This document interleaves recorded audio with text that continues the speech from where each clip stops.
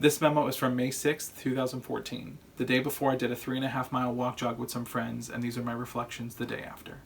So yesterday, the exercise for the day was a long walk with a little bit of jogging in it. It's 3.7 miles, and I was like, wow, that sounds ridiculous, but we did it. We walked all the way to the beach and I was fine, and then we started jogging. It was fine for maybe a minute and a half before I started going into panic mode. That really short breath, like I just wasn't supporting that at all. And then from there I got all in my head. I'm like, my legs, my this, everything was kind of just shutting down. I just checked out. I went somewhere else, not in a good way. It's not like I went to a Zen place and like I was so hyper aware that I was running and how miserable I was while I was doing it, and I just wanted it to be over. It was just all negative. I don't like this, and focusing on how uncomfortable I was.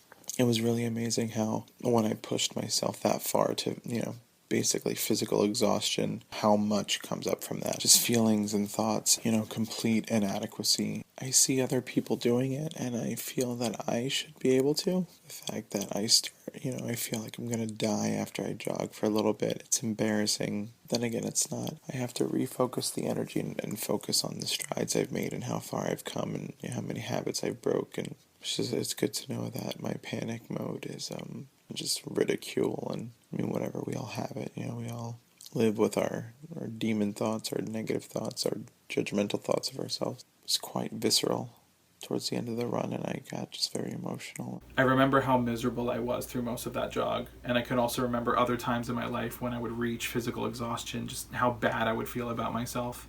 I would compare myself to everyone around me and see myself as a failure. I neglected my body for a lot of my life, especially before 2014. I'm happy that I'm able to catch more often when I'm being negative and reframe it more positively in the moment, reminding myself of the strides I made and how far I've come from making these changes so I can feel a lot of growth there. And remembering that growth comes in layers. A little less negative talk, more reminders of encouragement, all of those are steps towards self-love.